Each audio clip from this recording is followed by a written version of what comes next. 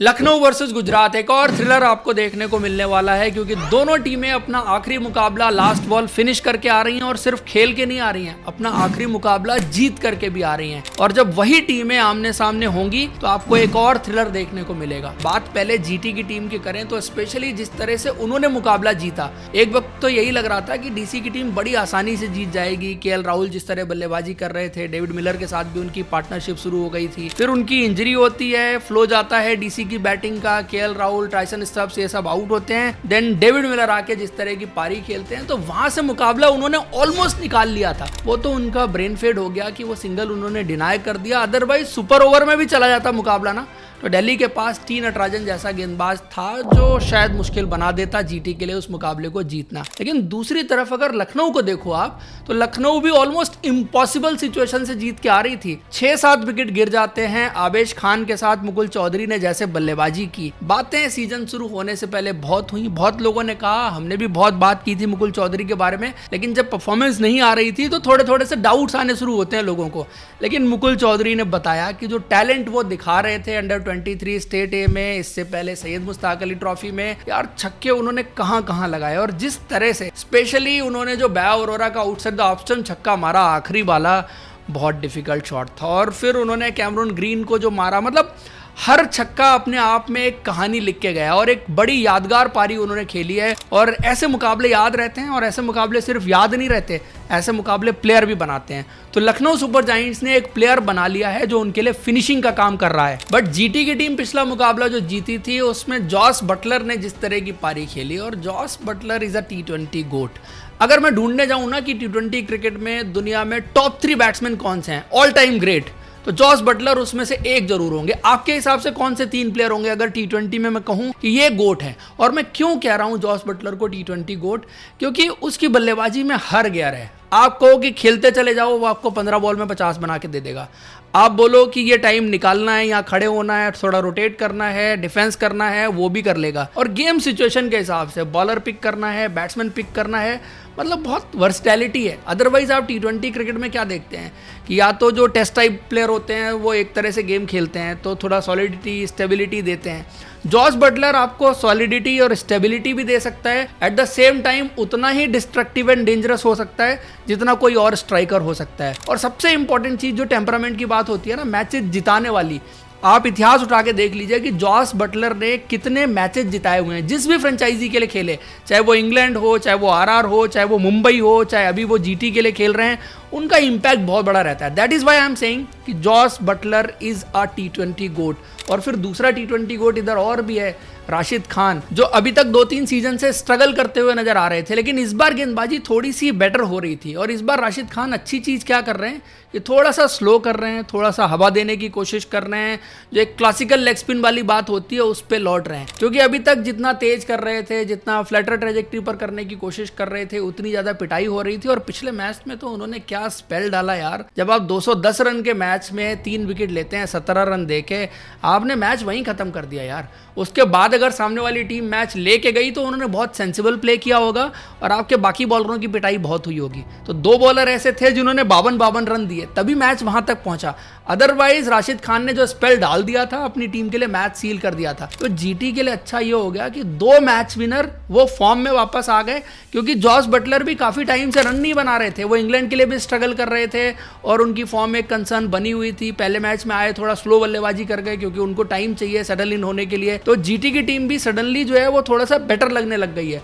बाकी शुभमन गिल ने वैसे ही खेला जैसी उनसे एक्सपेक्टेशंस रहती है कि 50 बॉल में 70 रन उन्होंने बना दिए। साई सुदर्शन जल्दी आउट हो गए। वाशिंगटन सुंदर ने एक अच्छी पारी खेली, लेकिन उस पारी में मुझे शिकायत ये रही कि जिस तरह की शुरुआत उनको मिल गई थी, लगभग 250 के स्ट्राइक रेट से वो बल्लेबाजी कर रहे थे, और फिर बाद में जाके जब पारी खत्म की तो 170 का स्ट्राइक रेट। यार जब 250 के स्ट्राइक रेट की शुरुआत आपको मिल जाए ना, तो आपको कम से कम 200 तो मेंटेन करके रखना चाहिए। वहां पर 5-10 रन का डिफरेंस जो आता है ना, वो बड़ा फर्क डाल देता है। अगर यही ग्लेन फिलिप्स उस जगह पे होते तो स्ट्राइक रेट को और बढ़ा के ही ले जाते।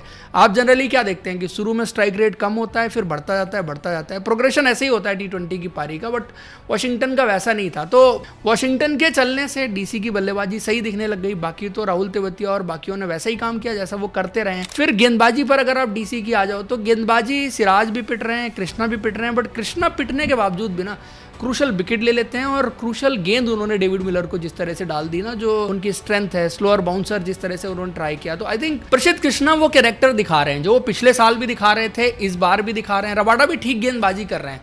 तो आई थिंक अगर आप जीटी की टीम देखो, पिछले मैच की परफॉर्मेंस के बाद एक कॉन्फिडेंस बूस्ट भी होता है, और जो बड़े और मेन प्लेयर हैं वो इस तरह की परफॉर्मेंस कर देते हैं तो फिर टीम अलग लगने लग जाती है, जो कि अभी जीटी की टीम लगने लग गई है एक मैच की जीत के बाद। देन फिर अगर एलएसजी की टीम पर आओ तो इधर गेंदबाजी बड़ी शानदार हो रही है, और मोहसिन खान का आना बाकी है। ये भी आपको पता चल गया होगा कि हसरंगा का रिप्लेसमेंट आ रहा है, तो शायद नंबर 8 की पोजीशन ध्यान में रख के लेंगे, क्योंकि लखनऊ की बैटिंग 7 तक है और फंस गई थी लखनऊ की टीम आखिरी मैच में।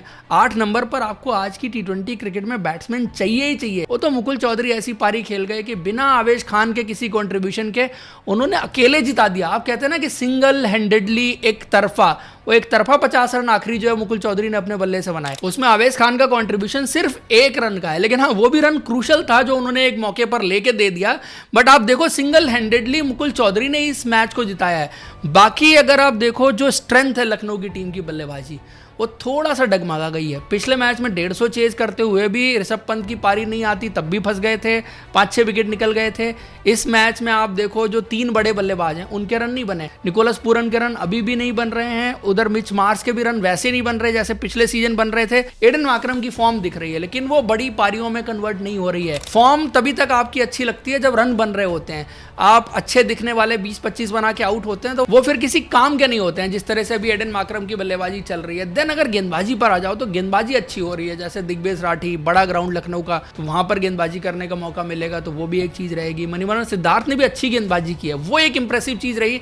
एम सिद्धार्थ ने जिस तरह से गेंदबाजी की है, विकेट निकाले हैं, प्लस मोहम्मद शमी, उनको तो मत भूलिए भाई साहब, वो तो पूरा एकदम जो 1 साल उनका गया, उनको खेलने का मौका नहीं मिला इंडियन टीम में, वो सारी कसर आके इस फ्रेंचाइजी में पूरी कर रहे हैं। प्रिंस ने भी ठीक गेंदबाजी की है, और आई थिंक जब मोहसिन खान फिट हो जाएंगे, 1-2 मैचेस की बात है, जब वो वापस आएंगे तो फिर आवेश खान को ही बाहर करेंगे, क्योंकि आवेश खान ही 3rd चॉइस है। इनका फर्स्ट चॉइस जो है वो मोहम्मद शमी, मोहसिन खान, प्रिंस यादव, ये 3 फास्ट बॉलर हैं, 2 स्पिनर हैं, ये कॉम्बिनेशन ठीक है। बाकी गेंदबाजी अगर जरूरत पड़े, कभी फास्ट बॉलर्स की पिटाई हो जाए, जैसे मोहम्मद शमी अभी तो अच्छी गेंदबाजी कर रहे हैं, बाई चांस मोहम्मद शमी शुरू में विकेट ना लें या थोड़ा सा एक्सपेंसिव हो जाएं तो फिर किस तरफ देखेंगे, ये थोड़ा सा चैलेंजिंग है। बाकी मयंक यादव का भी लोग वेट तो कर रहे हैं कि कब आएंगे और क्या वैसी फॉर्म में आ सकते हैं जैसा उनको 2 साल पहले देखा था उस पेस पर गेंदबाजी करते हुए, क्योंकि सामने तो अशोक शर्मा हैं, जिस तरह से वो गेंदबाजी कर रहे हैं तो मुकाबला करने के लिए बराबरी का गेंदबाज होना चाहिए इन टर्म्स ऑफ पेस। तो मुझे लग रहा है कि मुकाबला बराबरी का है, लेकिन लखनऊ जिस तरह से अपने मैचेस जीत करके आ रही है